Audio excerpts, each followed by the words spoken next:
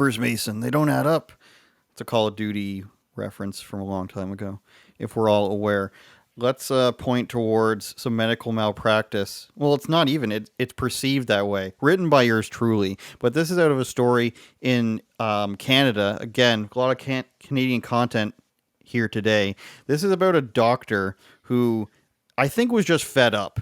He told a patient who wanted to transition to a man, so the rare F to M transition. He told her that's basically, bro, you can't be a bro. You know what I'm saying? So this guy has been a doctor for a really long time in Quebec. I think I should make this a bit bigger. He's got 700 patients in Montreal. And this person's been his patient for 5 years, or 4 years, excuse me. And she secretly recorded him. Why, I don't know. Maybe she was anticipating some problem. But this Dr. Briere guy basically said that he he's warning her about the problems with testosterone. So she says she asked for a prescription for testosterone injections because, she's ready to transition. She's been using male pronouns for a while and she's ready to transition. And he tells her, testosterone injections can make you more aggressive. So why don't you just go for like this gel? Like apparently they have a testosterone gel where you can just rub it on your arms and under your armpits and your body absorbs it, but it's not quite as effective as injections. And she says getting aggressive because you're on testosterone is just a stereotypical opinion. Your opinions are based on stereotypes, doctor. Oh my gosh. So he offers her the gel and she's like, no, it's got to be injections because I need to transition faster. And this guy says to her, genetically, you'll still be a woman even after the treatments. And that if they do a genetic analysis of you, you're still going to have the same chromosomes, and you're still going to be appearing as a woman. And then, it keeps going, and I'm like, let me know when you want to jump in, because the woman keeps going. They have an argument over he, him pronouns, and then he responds with, you're still biologically a woman, so I'm going to call you by your regular pronouns. I'll let you keep going because it's interesting. Yeah. The doctor then reportedly told the patient that believing she's a man is, quote, in your brain, end quote. And this is probably a bad French translation, but you're a patient until today, but you were a woman, dear madam. And that, it sounds almost like a James Bond thing. Dear madam, you were a patient until today, but you are still a woman. So after that part of the argument, they then say, okay, we're clearly going to disagree here. I'll get you a new appointment. But during the booking of an appointment with a different doctor, they get into another argument about pronouns, and he's just like, you know what? Too bad. You're going to have to book this new appointment yourself.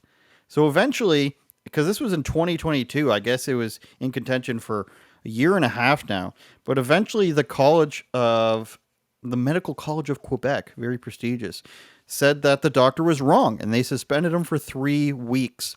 The Medical College of Quebec determined that the doctor had acted in an inappropriate and disrespectful manner and said it was the doctor's obligation to establish a relationship of trust with his patient. So that's okay so far, I think. But ultimately, they said he needed to adhere to her gender dysphoria. If a patient believes that their gender identity does not correspond to the sex appearing on their birth certificate, which you can just change in Canada, by the way, you can just go in and say, I'd like to change it. They can request that they be referred to by the identity they express, the panel declared. The medical encounter must then take place while respecting the gender identity. And the college said that, the woman wasn't being difficult and you need to refer to her as a he. And the doctor said, at best, this is a problem or the non-existence of a mutual trust necessary for the professional relationship. So basically he's saying, this person doesn't trust my medical opinion, so why should I have to treat them? End scene. Thoughts? It's a lot to unpack there. I don't know how to really tackle this one because I probably shouldn't, but that's pretty much my entire career at this point. The female to male one is like extra fascinating to me just because like with Ellen Page, Ellen Page was a beautiful young woman that like everybody thought was really cute and just like, and then that's like, okay, so you want a mustache or like armpit hair? It's just like, I don't understand. Like, I don't know. It's like, okay, I just really want to grow a mustache really bad. And it's like, why do you want to do that? So and then the pronoun fighting. I mean, that's the one thing where it's like, if someone comes in and says, call me this. Like I remember I was talking to somebody and they said they came in the music studio and said like call me by, like someone came in before them to tell them to call. Like you're not Nicki Minaj or Lil Wayne where you have like writers going to get you stuff. It's like if I come in and I'm like, call me Anomaly and make sure the zero is right or else I'll get mad. Like it's like get over yourself. You know what I'm saying? Like you don't demand, like just do it and no one will say anything anyway. So this person clearly was trying to get a gotcha moment, and I'm not sure why or what they're going to gain out of it, but going to a different doctor probably would have done it. But this guy sounds like a legend. I mean, said this guy, like you said, just like, all right, I'm tired. Like he's like, listen, there's only two of them. Your chromosomes are going to be the same. Have a good day, and just like salutes off or something. And you're like, dang, you're like that guy. Guess he just couldn't do it anymore. Yeah. I think the darker side of this is we get into a real situation, you might say, when the medical establishment, which is what this is for the province of Quebec, starts turning its back, let's say, on fundamental truths of there being just men and women, right? So this guy can't even speak the truth to a patient.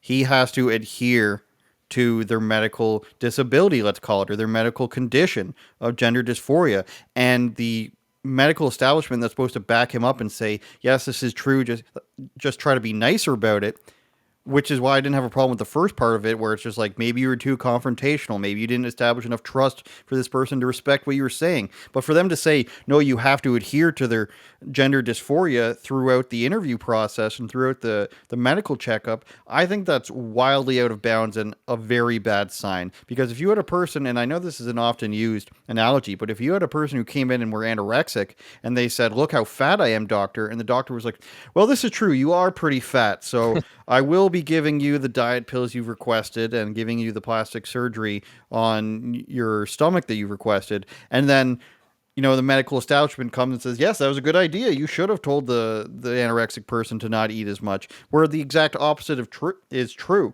So we're actually hurting people when we say you must adhere to their beliefs about themselves, even though we can't possibly back this up medically. You can't possibly dispute the fact that aggression comes from more testosterone and that your chromosomes will not change. Is he supposed to just say nothing and just give her no information? It sounds to me like that's what they want. And that sounds to me what a lot of people complain about when they detransition, is that they weren't told the actual effects of what they were going through. And I think we have a lot of examples of that now. I think that's a brilliant and fascinating analogy that you used, and Thank I you. think that that was great. I think that I always have to kind of not purposely be a contrarian because I agree with everything you're saying, and everyone has a right to be like, "What's going on?"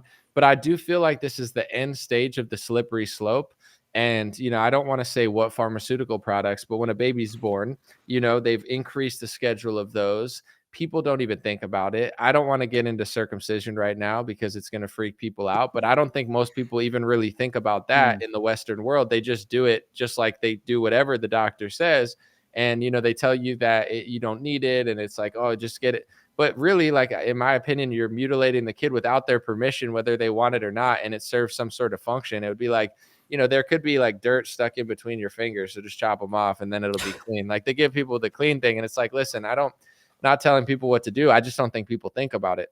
And then when I started growing up, I was not a good kid in school. I did very bad. I got in fights in school and stuff, and I won all of them. I was undefeated, but I also didn't start any fights. I was not a bully. It's just when you're young, and especially when you move a lot. I moved a lot of schools. People try to pick on you, and I was not the one to pick on. I was athletic. I was tough.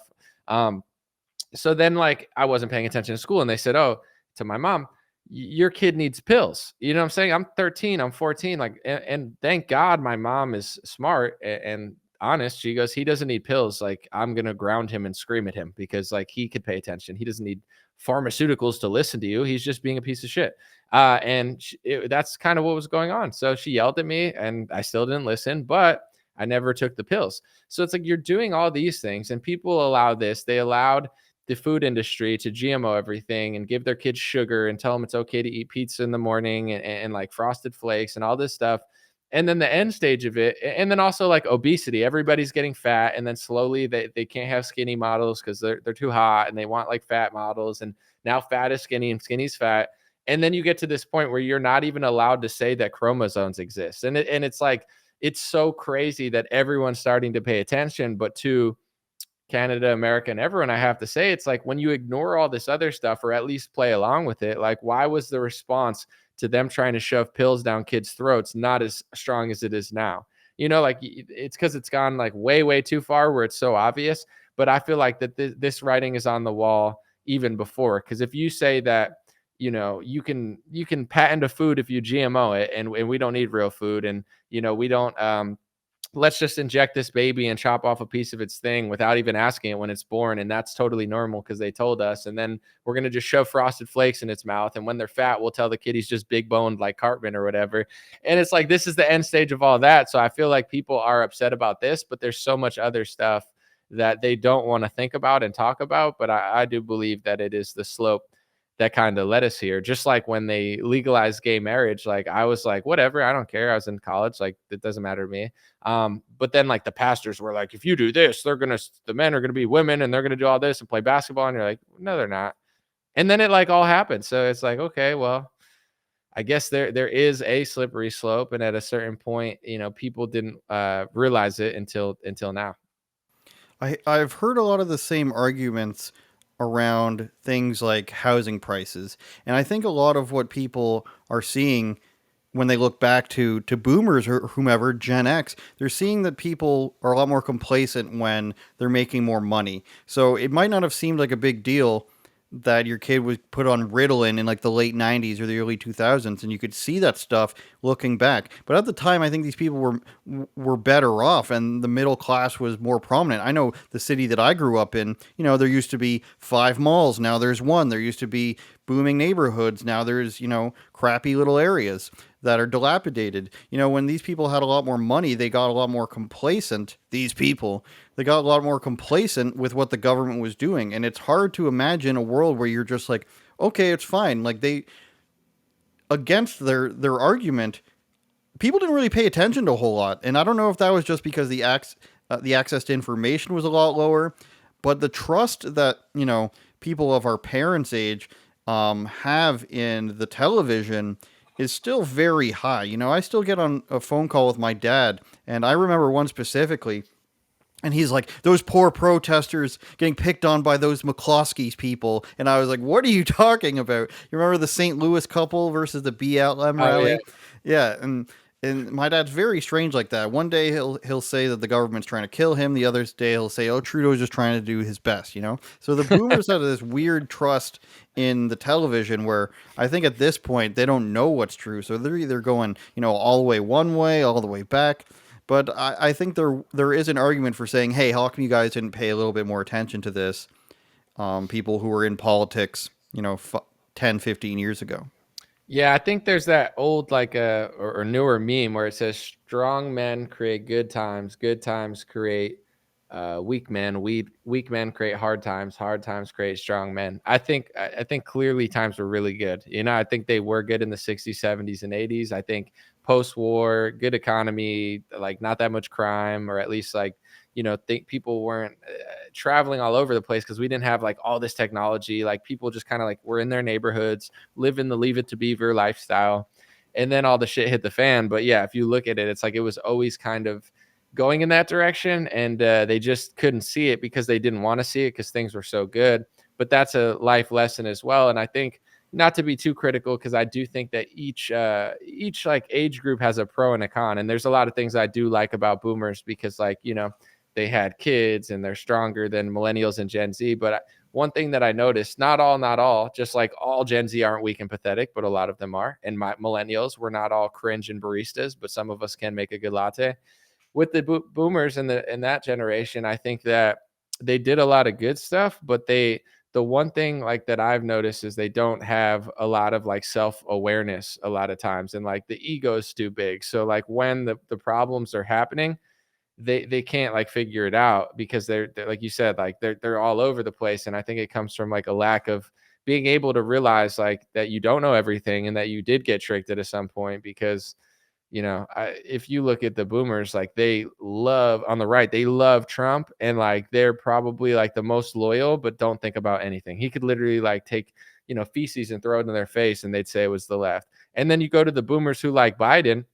They exist, they got Biden flags because they just watch like Stephen Colbert, and he tells them like, oh, Jared Kushner and Ivanka Trump, and Trump's getting arrested, and they believe that like a story. So you got the boomers on both sides that think Trump's either a hero or a villain, yelling at each other like a Simpsons character yelling at the sky, over television stuff. It's not all of them, but it's like, but then you look at the younger generation. I'm sure there's boomers watching this. Like, you guys are also pretty stubborn and stupid too, and it's like, absolutely. I see it as well in different ways, but yeah, I don't know what's going on there.